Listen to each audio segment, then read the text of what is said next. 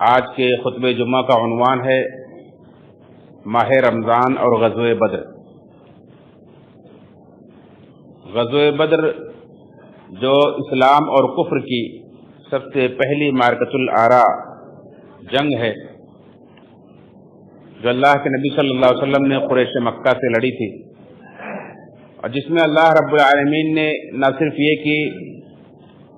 بہت ہی واضح طور پر مسلمانوں کو فتح عطا فرمائی تھی اور کفار کو شکست سے دوچار کیا تھا۔ یہ اتنی واضح طور پر فتح تھی اور کفار کی اتنی شکست فاش تھی کہ مکہ کے لوگوں کو اس کا اقرار کرنا اور یقین کرنا مشکل ہو رہا تھا کہ ایسا کیسے ہو سکتا ہے، اور کیوں نہ ہوتا کہ اللہ رب العالمین کی نظر میں وہ لوگ،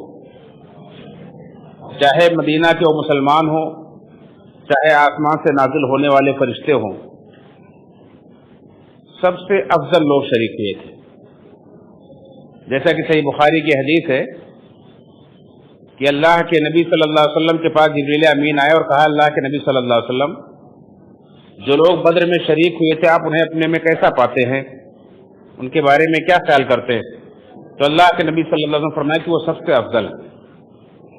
تو جبریل امین نے کہا کہ اسی طرح سے وہ فرشتے بھی جو اس دن بدر کے مسلمانوں کی مدد کے لیے 1000 کی تعداد میں آسمان سے اترے تھے، وہ فرشتے بھی سب سے افضل۔ اسی طرح سے اللہ رب العالمین نے ان کے لیے یہ خوشخبری دی کہ اللہ نے ان سے جنت واجب کر دی ہے اور انہیں بخش دیا ہے، آج کے بعد چاہے وہ کچھ بھی کریں۔ یہ بدر کے مسلمانوں کی، بدر میں شامل ہونے والے صحابہ کرام کی فضیلت ہے کہ دنیا کے اندر ہی انہیں یہ خوشخبری دے دی گئی کہ تم جنتی ہو، چاہے آج کے بعد کچھ بھی کرو، دنیا کے اندر جو قانون ہے، جو حدود ہے، وہ تو تم پر نافذ ہوں گے، لیکن آخرت میں تمہیں ان گناہوں کے بارے میں بالکل نہیں پوچھا جائے گا۔ یہ مقام مرتبہ کسی اور کو نہیں ملا ہے۔ اللہ رب العالمین نے خود اس دن کو یوم الفرقان قرار دیا ہے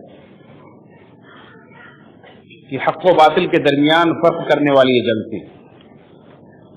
اور یہ جنگ رمضان کے مہینے میں 17 تاریخ کو واقع ہوئی تھی۔ اسی مناسبت سے آج کا یہ خطبہ حضرات کے سامنے رکھا گیا ہے کہ اس سے کچھ نصیحتیں ہم حاصل کریں۔ میرے بھائیو، جیسا کہ ہم جانتے ہیں کہ اللہ کے نبی صلی اللہ علیہ وسلم نے مکہ کے اندر اپنی دعوت کا آغاز کیا تنہا کھڑے ہو کر، اور پھر آپ کی مخالفت کی گئی، لیکن دیکھتے ہی دیکھتے آپ کے ساتھی بھی بنتے گئے، آپ کے ساتھ آپ کے ساتھیوں کو بھی ہر طرح کے ظلم و ستم کا نشانہ بنایا گیا،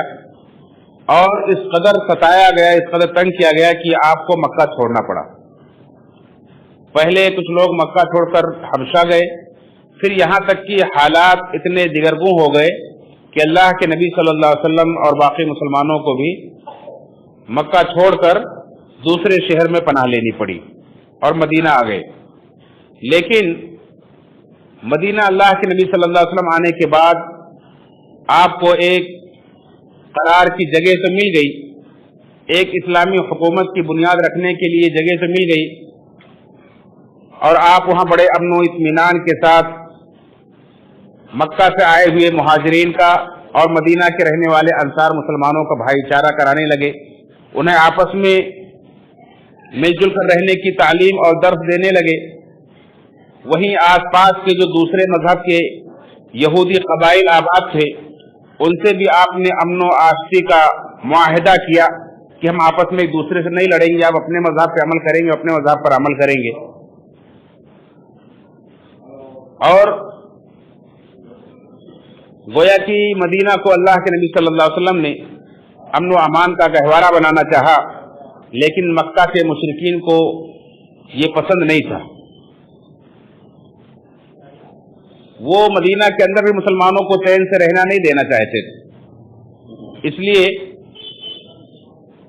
عبداللہ بن ابی بن سلول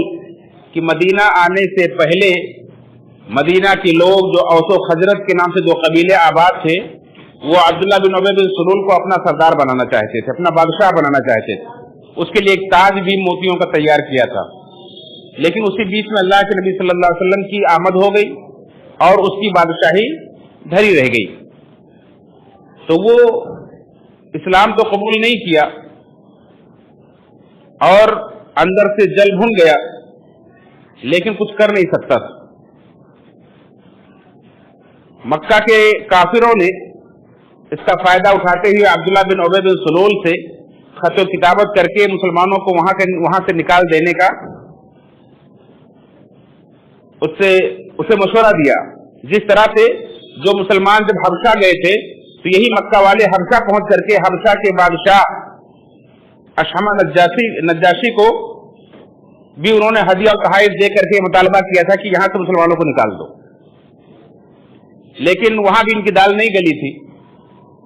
اور بادشاہ نے بڑی حقارت سے انہیں ٹھکرا دیا تھا، ان کی تحفے اور تحائف واپس کر دیے تھے۔ ویسے ہی اس عبداللہ بن ابی بن سلول نے بھی چال چلنی چاہی، مگر اللہ کے نبی صلی اللہ علیہ وسلم نے اس کی چال کو ناکام کر دیا اور مدینہ کے لوگوں کو سمجھا دیا کہ مکہ والے جتنا تمہیں نقصان نہیں پہنچا سکتے، تم آپس میں لڑ بھیڑ کر کے اس سے نقصان اپنے آپ کو پہنچانا چاہتے ہو۔ اور پھر مکہ والوں نے دھمکیاں دینا شروع کر دی کہ مسلمان یہ نہ سمجھے کہ ہم مدینہ میں آ کر کے چین سے رہ سکیں گے، ہم ان کے گھروں میں داخل ہو کر آ کر وہاں ان کو ماریں گے اور ان کو وہاں سے نکالیں گے۔ اللہ کے نبی صلی اللہ علیہ وسلم کا یہ حال تھا کہ آپ رات کو چین سے سو نہیں پاتے تھے، آپ کے دروازے پر کوئی نہ کوئی پہرا دیا کرتا تھا، یہاں تک کہ اللہ رب العالمین نے قرآن کریم کی آیت نازل فرمائی یا ایھا الرسول بلغ ما انزل الیک واللہ یعصمک من الناس، آپ کے اوپر جو رسالت نازل کی گئی آپ اسے پہنچائیں، اللہ تعالیٰ آپ کی لوگوں سے حفاظت کرے گا۔ تو اللہ کے نبی صلی اللہ علیہ وسلم نے پہرے دار کو ہٹا دیا، لیکن خطرہ یہاں باقی تھا اور مسلمان بھی چاہتے تھے کہ ہم کب تک دب کر رہیں گے، کب تک ہم اس طرح سے ڈر سے بھاگتے رہیں گے ان سے، ہمیں بھی ان سے مقابلہ کرنے کی اجازت دی جائے۔ آخر اللہ رب العالمین نے قرآن کریم کی سورہ حج کی آیت نمبر 39 نازل فرمائی اور اجازت دے دی، فرمایا اذن للذین یقاتلون بانہم ظلموا وان اللہ علی نصرہم لقدیر، جن لوگوں سے جنگ کی جاتی ہے انہیں اجازت دی گئی کہ وہ بھی جنگ کرے کیونکہ ان کے اوپر ظلم کیا گیا ہے اور اللہ تعالیٰ ان کی مدد کرنے پر قادر ہے۔ اب اللہ رب العالمین نے اللہ کے نبی صلی اللہ علیہ وسلم کو اور مدینہ کے مسلمانوں کو اجازت دے دی کہ آپ اپنی دفاع کر سکتے ہیں، آپ بھی ہتھیار اٹھا سکتے ہیں، لڑ سکتے ہیں۔ اللہ کے نبی صلی اللہ علیہ وسلم نے اس کے لیے سب سے پہلا کام یہ کیا کہ جس طرح سے مدینہ کے قریب آباد ہونے والے یہودیوں کے تینوں قبیلے بنو قریظہ، بنو قینقاع اور بنو نذیر سے معاہدہ کر لیا تھا، ایسے ہی مدینہ کے آس پاس اور دیگر جو مشرکین کے قبائل آباد تھے ان کے پاس بھی اللہ کے وسلم نے جا کر کے آپس میں جنگ نہ کرنے کا معاہدہ کیا۔ اور دوسرا کام یہ کیا کہ مکہ کے لوگ جو دھمکیاں دے رہے تھے اب تک، اب ان کا راستہ روکنے کے لیے اللہ کے نبی صلی اللہ علیہ وسلم نے اپنے فوجوں کو بھیجنا شروع کر دیا۔ سب سے پہلا لشکر جو آپ نے بھیجا وہ 30 مہاجرین پر مشتمل ایک لشکر تھا جس کی عمارت امیر حمزہ رضی اللہ تعالیٰ عنہ کر رہے تھے اور جن کا جھنڈا سفید تھا، جو قریش کے ایک قافلے کے تعاقب میں نکلے تھے جن کی سرداری خود ابو جہل کر رہا تھا، جو 300 لوگوں کو لے کر کے تجارت کے لیے وہ لوگ مکہ سے شام جایا کرتے تھے اور مکہ سے شام جب جاتے تھے تو مدینہ کے قریب سے انہیں گزرنا پڑتا تھا، تو مسلمانوں نے ان کے قافلے کو روکنا شروع کر دیا، آتے جاتے ان کا پیچھا کرتے تھے۔ مکہ کے لوگوں کو اب خطرے کا احساس ہونے لگا کہ ہم نے ان سے دشمنی مول لے کر کے اچھا نہیں کیا ہے، لیکن وہ اپنے غرور میں، اپنے تکبر میں، اکڑ میں بھرے ہوئے تھے، انہوں نے سوچا کہ یہ ہمیں آسان سمجھتے ہیں اور ہم انہیں وقت آنے پر دکھا دیں گے کہ ہم اتنا آسان نہیں. لیکن اللہ کے نبی صلی اللہ علیہ وسلم کے صحابہ بھی اپنے ہمت و جرأت سے پیچھے ہٹنے والے نہیں تھے، کیونکہ ہر طرح سے کچلے ہوئے تھے، دبائے ہوئے تھے، اور انہیں اللہ رب العالمین کی طرف سے یہ اجازت دی گئی تھی، یہ موقع ملا تھا. تو انہوں نے مکہ کے قریب تک جا کر کے ان کا پیچھا کیا، جیسا کہ اللہ کے نبی صلی اللہ علیہ وسلم کے بھیجے ہوئے ایک لشکر جو عبداللہ بن جہش رضی اللہ تعالیٰ عنہ کی سرکردگی میں آپ نے بھیجا تھا، جسے سریہ نخلا کہا جاتا ہے. یہ بالکل حرم کے قریب واقع ہو کر کے قریش کے قافلے کا انہوں نے پیچھا کیا، اور چونکہ حرمت والا مہینہ چل رہا تھا، اور اگر یہ انہیں حرمت والے مہینے کے ختم ہونے کا انتظار کرتے تو مکہ کے لوگ حرم میں داخل ہو جاتے، حدود حرم میں داخل ہو جاتے. انہوں نے سوچا اب ہم کیا کریں، کیا حرمت والے مہینے کے ختم ہونے کا انتظار کریں یا پھر ان کے اوپر حملہ کر دیں. تو انہوں نے سوچا اگر ہم انتظار کریں گے تو یہ لوگ بچ کر نکل جائیں گے، حرم میں داخل ہو جائیں گے، پھر وہاں ہم ان سے جنگ نہیں کر سکیں گے. تو عبداللہ بن جہش رضی اللہ عنہ نے حملہ کر دیا، اور ان کے ایک آدمی کو عمر جمحی کو انہوں نے قتل کر دیا. تو اس طرح سے مکہ کے لوگوں نے اس پر بڑا واویلا مچایا کہ یہ دیکھو، یہ تو حرمت والے مہینوں کا بھی خیال نہیں رکھتے. اللہ رب العالمین نے خیر اس کے بارے میں انہیں جواب دیا. قرآن کریم کے اندر آیتیں موجود ہیں کہ تم جو کچھ کر رہے ہو وہ اس سے کہیں بڑا ہے. ان سے اگر غلطی میں ایک گناہ ہو گیا ہے کہ حرمت والے مہینوں کے اندر انہوں نے قتال کیا، جبکہ اللہ تعالیٰ کی طرف سے ممانعت ہے. اللہ کے نبی صلی اللہ علیہ وسلم نے اس سے اپنی برات کا اظہار کیا اور صحابہ کرام سے کہا کہ میں نے تمہیں حرمت والے مہینے میں قتال کرنے کا حکم نہیں دیا تھا. پھر جو شخص ان کا قتل کیا گیا تھا اس کا اللہ کے نبی صلی اللہ علیہ وسلم نے اس کی دیت بھی ادا کی.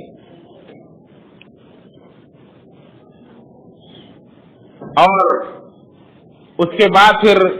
یہ ہوا کہ ایک بار اور مکہ کا ایک قافلہ تجارت کے لیے ملک شام جا رہا تھا ابو سفیان کی سرکردگی میں. اللہ کے نبی صلی اللہ علیہ وسلم نے اس کا پیچھا کیا، لیکن وہ بچ کر نکل گیا. دوبارہ جب ملک شام سے لوٹ کر کے وہ لوگ آ رہے تھے تو اللہ کے نبی صلی اللہ علیہ وسلم کو خبر دی گئی. آپ نے اپنے کچھ ساتھیوں کو لگا رکھا تھا کہ جاسوسی کرتے رہتے تھے اور پتہ لگاتے رہتے تھے کہ کون آ رہا ہے کون جا رہا ہے. تو ایسے ہی ایک موقع پر طلحہ بن عبید اللہ رضی اللہ تعالیٰ عنہ اور سعید بن زید رضی اللہ تعالیٰ عنہ نے آ کر خبر دی کہ ابو سفیان قافلہ لے کر کے ملک شام سے تجارت کر کے مکہ کی طرف واپس آ رہے ہیں، اور ان پتہ لگایا کہ ان کے پاس تقریباً 262 کلو سونے کی مالیت کا مال ہے. 262 کلو سونے کی قیمت کا مال ان کے اونٹوں پر لدے ہوئے ہیں، اور تقریباً 1000 اونٹ ہیں. 100 اونٹوں پر یا 1000 اونٹوں پر غالباً لدے ہوئے تھے، اور حفاظت کے لیے صرف 40 لوگ. تو اللہ کے نبی صلی اللہ علیہ وسلم نے مدینہ کے اندر اعلان کر دیا کہ لوگوں نکلو، اللہ یہ دیکھو ابو سفیان کا قافلہ مال تجارت لے کر چلا رہا ہے، نکلو، اللہ رب العالمین شاید تمہیں اس کے ذریعے سے فائدہ پہنچائے اور تمہارے ہاتھوں کو مضبوط کر دے. مدینہ کے لوگ نکلے، لیکن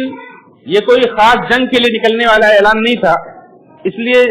جو بھی نکل سکتا تھا نکلا، جو نہیں نکلا اللہ کے رسول نے اس پر کوئی زبردستی نہیں کی، کیونکہ اس سے پہلے بھی کئی چھوٹے چھوٹے سریے اللہ کے وسلم بھیج چکے تھے اور چھوٹی چھوٹی فوجیں لے کر نکل چکے تھے. صحابہ نے سوچا کہ ایسے یہ بھی ایک قافلہ ہے، کسی قافلے کے تعاقب میں نکلے ہیں، اس لیے جو کچھ تعداد نکلی تھی وہ 313 یا اسی طرح سے 314 یا 317 لوگ تھے، اور جس میں صرف 2 گھوڑے تھے، ایک زبیر بن عوام رضی اللہ تعالیٰ عنہ کا اور ایک مقداد بن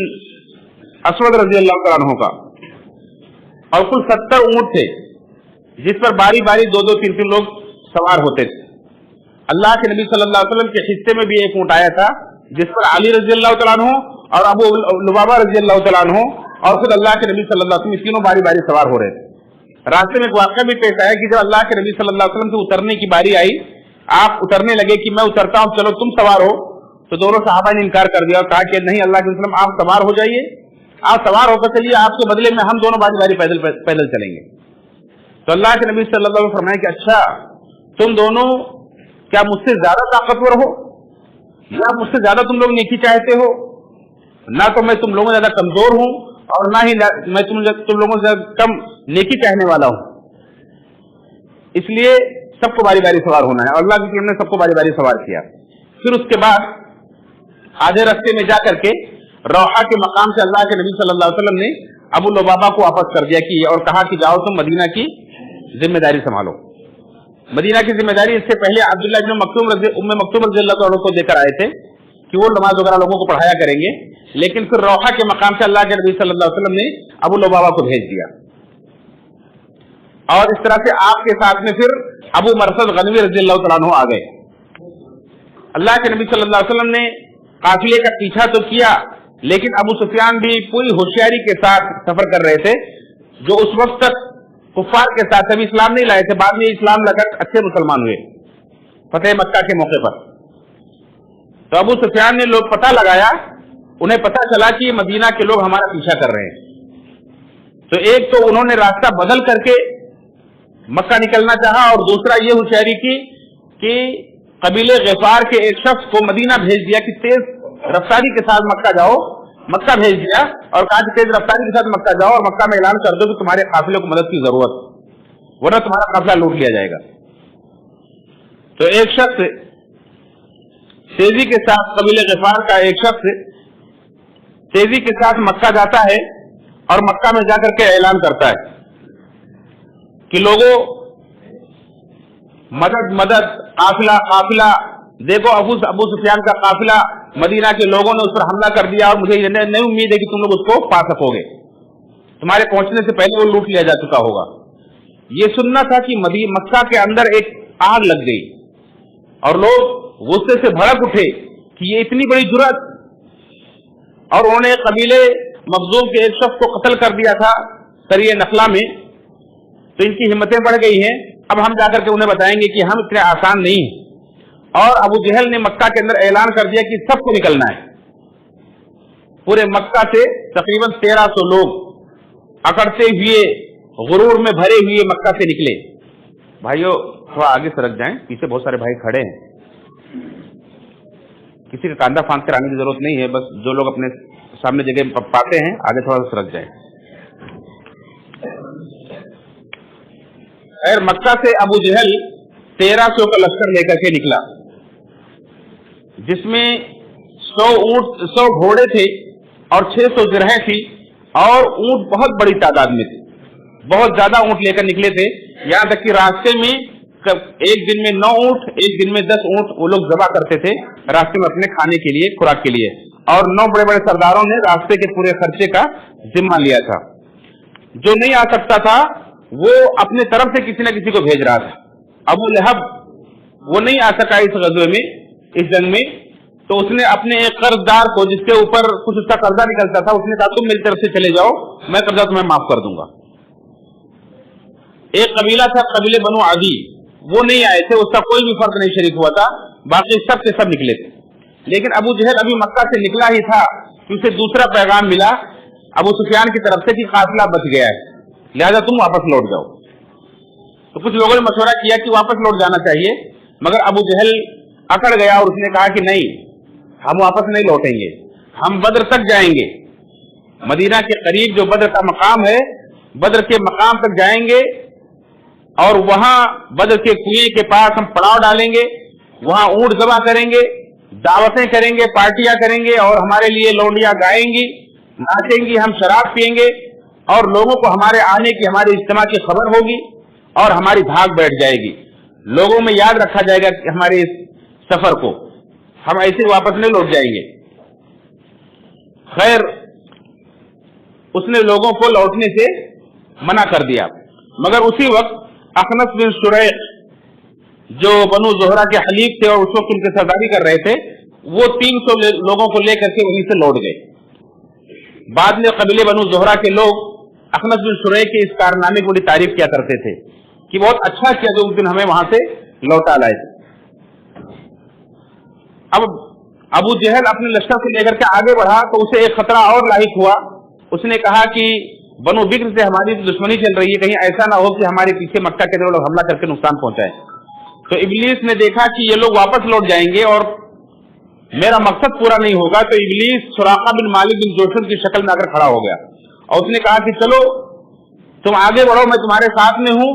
اور میں گارنٹی دیتا ہوں کہ تمہارے پیچھے بنو کنانہ کے لوگ کوئی تکلیف نہیں پہنچائیں گے۔ بنو بکر یہ بنو کنانہ کی ایک ساتھ تھی، تو اس نے کہا کہ میں گارنٹی دیتا ہوں، میں ضمانت دیتا ہوں، کوئی نقصان نہیں پہنچائے گا، تم چلو۔ اور اس طرح سے انہیں کھینچ کر کے لایا یہاں تک کہ بدر کے قریب ایک ٹیلے کے پاس انہیں ٹھہرایا۔ ادھر اللہ کے نبی صلی اللہ علیہ وسلم بھی برابر جاسوسی کر رہے تھے، اپنے جاسوسوں کو بھیج کر کے اور خود بھی سفر کر کے پتہ لگاتے رہے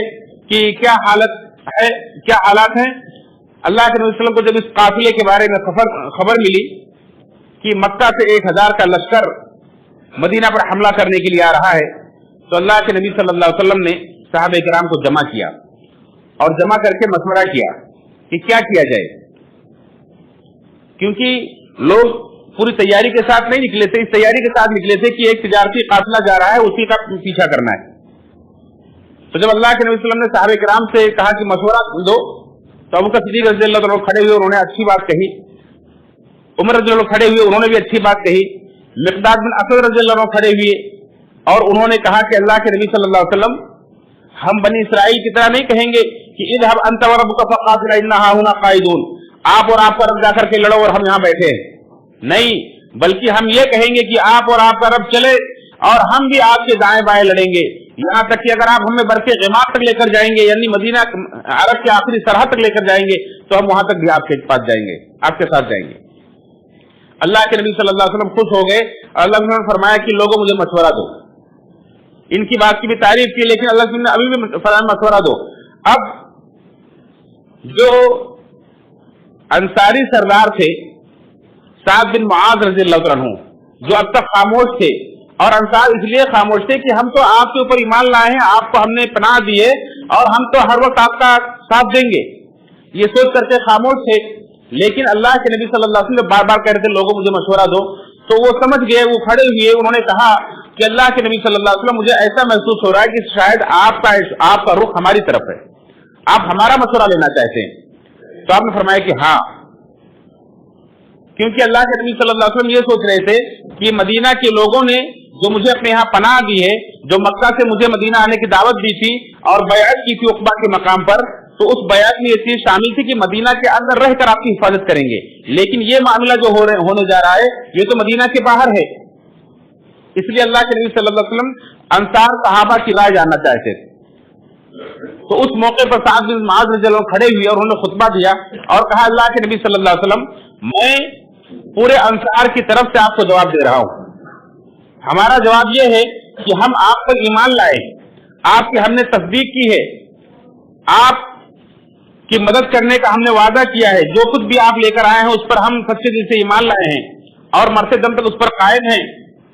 اگر آپ یہ سمجھتے ہیں کہ ہم صرف مدینہ کے اندر آپ کی حفاظت کریں گے تو نہیں، آپ جہاں بھی جائیں، جس سے چاہے تعلق جوڑیں، جس سے چاہے تعلق توڑیں، جس سے آپ تعلق جوڑیں گے ہم بھی جوڑیں گے، جس سے آپ توڑ لیں گے ہم بھی توڑ لیں گے۔ آپ ہمارے مال میں سے جو چاہے لے لیں اور جو چاہے آپ چھوڑ دیں، جو آپ ہمارے مال میں سے لے لیں گے ہم اسے اپنے حق میں بہتر سمجھیں گے، اس کے مقابلے میں جو آپ چھوڑ دیں گے۔ اور اللہ کے نبی صلی اللہ علیہ وسلم آپ دیکھیں گے کہ ہم لڑائی کے میدان میں جوان مرد ہیں اور ہم انشاءاللہ اپنا وہ جوہر دکھائیں گے جس سے آپ کی آنکھیں ٹھنڈی ہو جائیں گی۔ اللہ کے نبی صلی اللہ علیہ وسلم اگر آپ ہمیں حکم دیں کہ سمندر میں کود جائے تو ہم سمندر میں کود جائیں گے۔ اس طرح سے انہوں نے باتیں کہ اللہ کے نبی صلی اللہ علیہ وسلم کا چہرہ خوشی سے کھل اٹھا اور آپ نے فرمایا کہ چلو انشاءاللہ کل تمہیں جا کر وہاں دکھایا بدر کے مقام پر، کہا کہ یہ کل مشرکین کی یہاں لاشیں گریں گی اور یہاں ان کے پچھاڑے جانے کی جگہیں ہوں گی۔ پھر اللہ کے نبی صلی اللہ علیہ وسلم لوگوں کو لے کر کے بدر کی طرف بڑھے اور بدر کی طرف پڑھنے لگے تو ایک صحابی نے اس موقع پر مشورہ دیا کہ اللہ کے نبی صلی اللہ علیہ وسلم ہمیں بدر کے سب سے دوسرے کنارے پر جا کر کے ان کے قریب والا جو کنواں ہے اس پر جا کر کے پڑاؤ ڈالنا چاہیے اور اس حوض پر قبضہ کر لینا چاہیے، تاکہ اور باقی کے پیچھے بھی جو سارے کنویں ہیں انہیں پانی دینا چاہیے، تاکہ ہم لوگ پانی پی پی کر کے ان سے جنگ لڑیں گے اور وہ پیاسے حالت میں ہم سے جنگ لڑیں گے، تو اس طرح سے ہمیں مدد ملے گی۔ اللہ کے نبی صلی اللہ علیہ وسلم کو یہ مشورہ پسند آیا اور اس کے بعد اللہ کے نبی صلی اللہ علیہ وسلم بدر کے ایک دم دوسرے کنارے پر جا کر کے آپ نے پڑاؤ ڈالا اور उस रात अल्लाह रब्बुल आलमीन ने आसमान से बारिश बरसाई। अल्लाह रब्बुल आलमीन ने उस बारिश का भी तज़किरा किया है कि ये बारिश ऐसे ही नहीं थी, बेमकसद नहीं थी, बल्कि अल्लाह ने फरमाया इज़ युग़श्शिकुमुन नुआसु अमनतम मिन्हु व युनज़्ज़िलु अलैकुम मिनस समाई माअ लियुतहिरकुम बिही व युज़हिबा अन्कुम रिज्स शैतान व लियरबिता अला क़ुलूबिकुम व युसब्बिता बिल अक़दाम। कि याद करो उस मौके को जो अल्लाह रब्बुल आलमीन तुम्हारे ऊपर ऊँघ तारी कर रहा था। मैदान जंग में किसी के ऊपर ऊँघ आए तो ये अल्लाह की तरफ से एक तरह की रहमत की दलील है, ये अमन इत्मीनान की दलील है कि अल्लाह की तरफ से अमन का नुज़ूल हो रहा है और सकीनत का नुज़ूल हो रहा है। इसी तरह से अल्लाह ने आसमान से बारिश बरसाई ताकि उसके जरिए से उनके अंदर जो शैतानी ख्यालात है सबको अल्लाह ताला पाक कर दे, शैतान की गंदगी को पाक कर दे और इसके जरिए से उनके दिलों को जमा दे और उसके जरिए से अल्लाह ताला उनके कदमों को जमा दे। हुआ ये कि कुरैश का लश्कर जहाँ ठहरा हुआ था वहां की जमीन बराबर नहीं थी, वहां फिसलन थी, तो वहां जोरदार बारिश हुई और वो कीचड़ में हो गए। और जहां मुसलमान थे यहाँ रेतीली जमीन थी, यहाँ अल्लाह रब्बुल आलमीन ने हल्की फुहार की शक्ल में बारिश बरसाई जिससे इनके कदम और जम गए, रेत बैठ गई और ये नहा धोकर के पाक साफ भी हो गए। फिर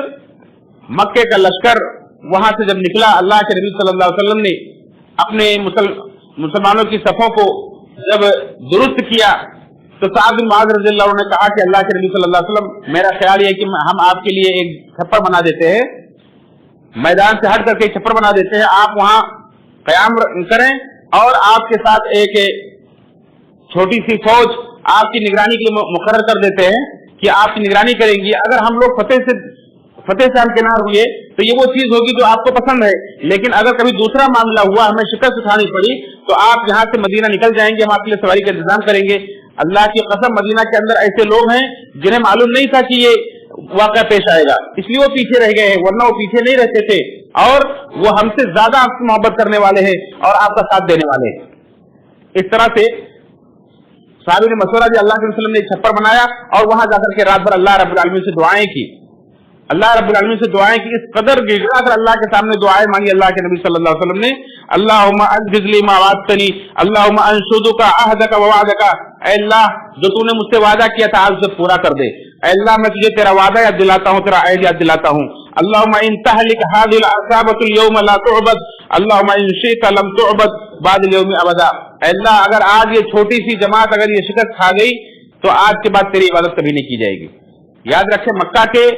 लश्कर का मकसद यही था कि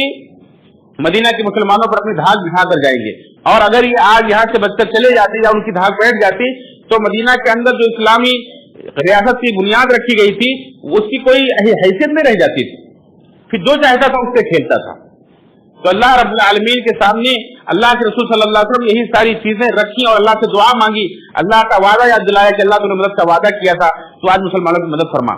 अल्लाह के रसूल सल्लल्लाहु अलैहि वसल्लम दुआ कर रहे थे, इस कदर गिरा कर दुआ कर रहे थे कि आपके कंधे से चादर सरक गई। अबू बकर सिद्दीक रज़ियल्लाहु अन्हु जो आपके पास मौजूद थे उन्होंने आपके कंधे पर चादर डाली, पीछे से आपसे लिपट गए और कहा कि अल्लाह के वसल्लम बस कीजिए, आपने अपने रब से बहुत दुआएं कर ली, अल्लाह ताला जरूर आपकी मदद करेगा। फिर उसके बाद अल्लाह रब्बुल आलमीन ने फरिश्तों को वही की, फरिश्तों का हुक्म भेजा, अन्नी माअकुम फसब्बितुल लदीना आमनू फसब्बितु कुलूबल लदीना आमनू फसब्बितुल लदीना आमनू सउल्की फी कुलूबिल लदीना कफरु रुअब। फरिश्तों को हुक्म दिया कि जाओ मोमिनों के कदम जमाओ, मैं काफिरों के दिलों में रोब डाल दूंगा। और अल्लाह के नबी सल्लल्लाहु अलैहि वसल्लम की तरफ अल्लाह ने वही की, अन्नी मुमिद्दुकुम बि अल्फि मिनल मलाइकति मुर्दिफीन, कि ए मोहम्मद सल्लल्लाहु अलैहि वसल्लम 1000 फरिश्तों के जरिए मैं तुम्हारी मदद करने वाला हूँ जो आगे पीछे उतर रहे हैं आसमान। अल्लाह के नबी सल्लल्लाहु अलैहि वसल्लम के ऊपर एक ऊँघ तारी हुई जो वही की कैफियत थी, उससे आप जब बेदार हुए आप उठे, आपने कहा कि खुश हो जाओ, देखो जिब्रील अमीन आ रहे हैं जो अपने घोड़े की लगाम पकड़े मेरे सामने आ रहे हैं, गर्दो गुबार में अटे हुए हैं, अल्लाह ताला ने तुम्हारी मदद की। और आपने उस वक्त फरमाया कि सयुहज़मुल जमउ वयुवल्लून दुबुर, आज ये सारे लश्कर पीठ फेंकर भागेंगे और आज ये शिकस्त खा जाएंगे। उसके बाद आप अपने छप्पर से नीचे उतरे, आप जरा पहने हुए थे और जरा एक बुलेट प्रूफ जैकेट की तरह होती है,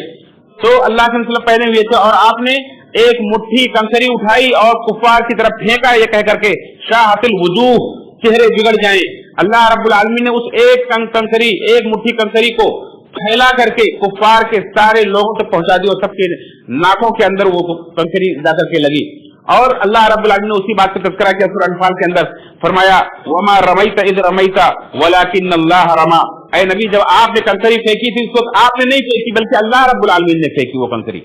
اور اللہ رب العالمین نے پہنچا دی. اس کے بعد اللہ کے نبی صلی اللہ علیہ وسلم نے صحابہ کرام کو ترتیب دی تھی. بہت سارے واقعات پیش آئے, وقت ختم ہو چکا ہے اس لیے بہت ہی مختصر طور پر چند واقعات آپ کے سامنے رکھتا ہوں کہ اللہ کے نبی صلی اللہ علیہ وسلم نے اس موقع پر صحابہ کرام کو جو ہدایات دی تھی کہ پہلے حملہ نہیں کرنا, پہلے ان لوگوں کی طرف سے حملہ ہونے دو, جب قریب آئیں گے تب ان پر تیر برسانا, جب بالکل مل جائیں گے تو اس وقت تیر رکھ کر کے اپنے نیزوں کو اور تلواروں کو نکالنا. اور صحابہ کرام کے پاس اس وقت بہت ہتھیار نہیں تھے, بس کسی کے پاس تیر ہے تو کمان نہیں, کسی کے پاس کمان ہے تو تیر نہیں, کسی کے پاس نیزہ ہے تو تلوار نہیں, کسی کے پاس تلوار ہے تو نیزہ نہیں ہے. اس طرح سے جو کچھ اس کے پاس تھا اس سے وہ لڑ رہے تھے. اور مکہ کے لوگوں نے اس چیز کو بھانپ لیا تھا کہ ان کے پاس جو کچھ بھی ہے صرف ان کے اپنے ہتھیار ہی ہیں اور یہ اس وقت تک میدان سے نہیں ہٹیں گے جب تک کہ کسی نہ کسی شخص کو مار دیں گے. اس لیے مکہ کے لوگوں کے اوپر ایک روک بھی طاری ہو گیا تھا. 1000 کی تعداد میں ہونے کے باوجود بھی 313 سے گھبرا رہے تھے. اور ہوا یہی کہ جب وہ لوگ قریب آئے, اللہ کے نبی صلی اللہ علیہ وسلم نے مسلمانوں کو ابھارا, شدو چڑھ دوڑو, اور اس کے بعد صحابہ کرام جو چڑھ دوڑے, جو گتھم گتھا ہوئے, اللہ کے نبی صلی اللہ علیہ وسلم بھی لوگوں کو رغبت دلاتے رہے کہ لوگوں آگے بڑھ کے جو اللہ کے راستے میں لڑے گا, جو شہادت کی موت پائے گا, اللہ کے یہاں جنت کا مستحق ہوگا. اللہ کے نبی صلی اللہ علیہ وسلم کی زبان سے یہ کلمات سن کر صحابہ کرام کے اندر جوش آ رہا تھا اور آگے بڑھ کر لڑ رہے تھے. ایک واقعہ یہ بھی پیش آیا کہ ایک صحابی جن کا نام عمیر بن حمام ہے, وہ اس وقت کھجوریں نکال کر کے کھا رہے تھے. جو اللہ کے نبی صلی اللہ علیہ وسلم کی زبان سے یہ کلمہ جب سنا کہ اس کے لیے جنت ہے تو انہوں نے کہا بہت خوب, بہت خوب. اللہ کے رسول نے کہا کہ تم ایسا کیوں کہہ رہے ہو؟ انہوں نے کہا کہ میں امید کرتا ہوں اللہ کے رسول کی میں بھی آج جنت میں پہنچ جاؤں گا. اور اس کے بعد اپنی کھجوریں انہوں نے پھینک دی, کہا یہ کھجوریں کھاؤں گا جب تک بہت دیر ہو جائے گی جنت میں پہنچنے میں. کھجوریں پھینک دی اور تلوار نکالی اور دشمنوں میں گھس گئے اور لڑتے ہوئے شہید ہو گئے. اس طرح سے ایک سے ایک بڑا واقعات پیش آئے. ایک صحابی عکاشہ بن محصن رضی اللہ تعالیٰ عنہ اپنی تلوار سے لڑ رہے تھے, ان کی تلوار ٹوٹ گئی. اللہ کے نبی صلی اللہ علیہ وسلم کے پاس آئے, اللہ کے وسلم میری تلوار ٹوٹ گئی ہے. آپ نے ایک لکڑی اٹھا کر انہیں تھما دی اور کہا جاؤ اس سے لڑو. انہوں نے لکڑی کو ہلایا تو چمچماتی تلوار بن گئی اور اس سے لڑائی کی, یہاں تک کہ اس کے بعد بھی جنگ یمامہ تک ان کے پاس وہ تلوار رہی اور جنگ یمامہ میں جا کر کے شہید ہوئے صحابی. اس طرح سے بہت سارے اس وقت کرامات بھی ظاہر ہوئی. ابو جہل کا حشر یہ ہوا کہ عبد الرحمن بن عوف رضی اللہ عنہ کہتے ہیں کہ میں جب صفوں میں کھڑا تھا, میں نے اپنے دائیں بائیں نگاہ ڈالی کہ میرے آس پاس کون ہے, تو دیکھا داہری طرف ایک نوجوان لڑکا ہے, بائیں طرف بھی ایک نوجوان لڑکا ہے. تو مجھے افسوس ہوا کہ کوئی مضبوط آدمی ہوتا تو سہارا بنتا, یہ تو نوجوان لڑکے ہیں. تو انہوں نے یہ خیال اپنے دل میں بھی لایا ہی تھا, سوچا ہی تھا کہ ایک لڑکا دوسرے سے بچ کر سے پوچھتا ہے کہ اللہ کے نبی صلی اللہ علیہ وسلم کی چچا جان ابو جہل کون؟ تو انہوں نے کہا کہ تو ابو جہل کو کیا کرو گے؟ تو انہوں نے کہا کہ ہم نے مدینہ میں سن رکھا ہے کہ مکہ کا کوئی ابو جہل ہے جو ہمارے نبی کو گالیاں دیتا تھا. اللہ کی قسم آج میں نے یہ ارادہ کر لیا ہے کہ اگر میں نے اسے دیکھ لیا تو اس سے میرا وجود الگ نہیں ہوگا جب تک کہ ہم دونوں میں سے کوئی ایک مر نہ جائے. کہتے کہ میں سوچ ہی رہا تھا, اس کے دوسرے لڑکے نے بھی وہی بات میرے کان میں کہی, چچا جان ابو جہل کون ہے؟ اور میں نے جب دونوں کی باتیں سنی تو اس وقت میں نے دیکھا کہ ابو جہل اپنے لشکر میں گھوڑے پر سوار چکر کاٹ رہا ہے. تو میں نے کہا کہ دیکھو وہ تم دونوں کا شکار ہے. وہ دونوں میری زبان سے سنے کہ فوراً اپنی تلواریں لے کر اس کے اوپر ٹوٹ پڑے اور وہ گھیرا توڑتے ہوئے اس کے پاس پہنچ گئے اور دونوں نے اس کے اوپر حملہ کر کے اسے گھوڑے سے نیچے گرا دیا. اور ابو جہل خاک و خون میں تڑپنے لگا. اتنے میں ابو جہل کا بیٹا اکرمہ اس نے ایک صحابی کے ہاتھ پر زور سے وار کیا, ان کا ہاتھ کٹ گیا اور نیچے لٹکنے لگا. کہتے ہیں کہ میں ایک ہاتھ لٹک رہا تھا, ایک ہاتھ لڑائی کر رہا ہوں, لیکن جب وہ ہاتھ مجھے تکلیف دینے لگا تو میں اپنے پیر کے نیچے اس ہاتھ کو میں نے دبایا اور دبا کر کے کھینچ کے الگ کر دیا اور دوسرے ہاتھ سے میں لڑائی کرتا رہا. اس طرح سے صحابہ کرام نے بہادری کے جوہر دکھائے, ایک سے بڑھ کر انہوں نے وہاں کارنامے دکھائے. اللہ کے نبی صلی اللہ علیہ وسلم نے دیکھا کہ کس طرح سے مشرکین کے لشکر میں پھوٹ پڑ گئی اور لوگ بھاگ رہے ہیں اور صحابہ کرام انہیں یا تو ان کا پیچھا کر کے قتل کر رہے ہیں یا تو انہیں گرفتار کر رہے ہیں. اور اسی میں فرشتوں کا بھی نزول ہوا, فرشتے بھی لڑائی کر رہے ہیں. اللہ کے نبی صلی اللہ علیہ وسلم بھی آگے بڑھ رہے ہیں اور دیکھ رہے ہیں. صحابی کہتے ہیں کہ میں کسی کے اوپر تلوار اٹھاتا کہ اس کو قتل کروں, اس کے دیکھتا کہ میری تلوار لگانے سے پہلے اس کا سر دھڑ سے الگ ہو کے نیچے گر جاتا تھا. کسی کو میں دوڑا رہا تھا لیکن اس سے پہلے میں نے دیکھا اس کے چہرے پر کوڑے پڑنے کی آواز آئی اور وہ منہ کے بل گرا. جب میں نے اسے پلٹ کر دیکھا تو اس کی ناک کے اوپر کوڑے کے پڑنے کے نشان تھے اور اس کا پورا چہرہ ہرا پڑ گیا. اللہ کے نبی صلی اللہ علیہ وسلم فرمایا کہ تیسرے آسمان کے فرشتے تھے جو تمہاری مدد کر رہے تھے. ایک صحابی عباس رضی اللہ عنہ کے چچا سے انہیں باندھ کر کے لے کر آئے تو اللہ کے وسلم سے کہنے لگے میں نے انہیں گرفتار کیا, میں نے انہیں باندھا ہے. انہوں نے کہا کہ عباس نے کہا کہ نہیں اللہ کے نبی صلی اللہ علیہ وسلم انہوں نے نہیں بلکہ مجھے ایک گندے سر کے آدمی نے باندھا ہے جنہیں میں ابھی نہیں دیکھ رہا ہوں. آپ نے فرمایا کہ وہ فرشتہ تھا جو تمہاری مدد کر رہا تھا. اس طرح سے اس میں ایسے ایسے واقعات پیش آئے کہ ایک طرف باپ ہے دوسری طرف بیٹا ہے. ابو عبیدہ بن جراح رضی اللہ عنہ کے سامنے ان کا باپ آتا ہے لڑائی کے میدان میں اور اپنے باپ کی گردن اڑا دیتے ہیں. عمر بن خطاب رضی اللہ عنہ کے سامنے ان کا ماموں عاص بن وائل ان کا ماموں سامنے آتا ہے اور اپنے ماموں کی گردن اڑا دیتے ہیں. اس طرح سے اللہ کے لیے لوگوں نے قربانیاں دی کہ اللہ رب العالمین کی محبت کے آگے کسی کی محبت کو انہوں نے خاطر میں نہیں لایا. تب اللہ رب العالمین نے یہ مقام دیا صحابہ کرام کو کہ اللہ نے آسمان سے جھانکا اور کہا کہ اے بدر میں شریک ہونے والے صحابہ آج کے بعد تم کچھ بھی کرو تمہاری کوئی پکڑ نہیں ہوگی, تم سب کے سب جنتی ہو. یہ صحابہ کرام کا مقام مرتبہ تھا میرے بھائیو دوستو. اس کے بعد اللہ کے نبی صلی اللہ علیہ وسلم نے دیکھا کہ 70 کافر جس میں بڑے بڑے سردار بھی اس میں قتل کیے گئے اور 70 لوگوں کو گرفتار کیا گیا اور قیدی بنا کر کے مدینہ لے جایا گیا جنہیں بعد میں فدیہ لے کر کے چھوڑ دیا گیا. اور صرف 14 مسلمان شہید ہوئے تھے جس میں سے 6 مہاجر تھے اور 8 انصاری صحابی تھے. یہ 14 لوگ شہید ہوئے تھے. اللہ کے نبی صلی اللہ علیہ وسلم نے ان 14 صحابہ کو وہیں دفنایا اور مشرکین کی لاشوں کو ایک خراب کنویں میں ڈال کر کے آپ 3 دن وہاں ٹھہر کر کے پھر آپ مدینہ کو واپس لوٹ گئے تھے.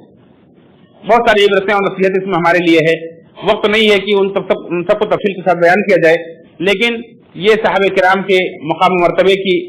جھلک ہمیں دکھلاتی ہیں اور اللہ کے نبی صلی اللہ علیہ وسلم کی کس طرح سے اتباع و پیروی کرتے تھے صحابہ, اس کا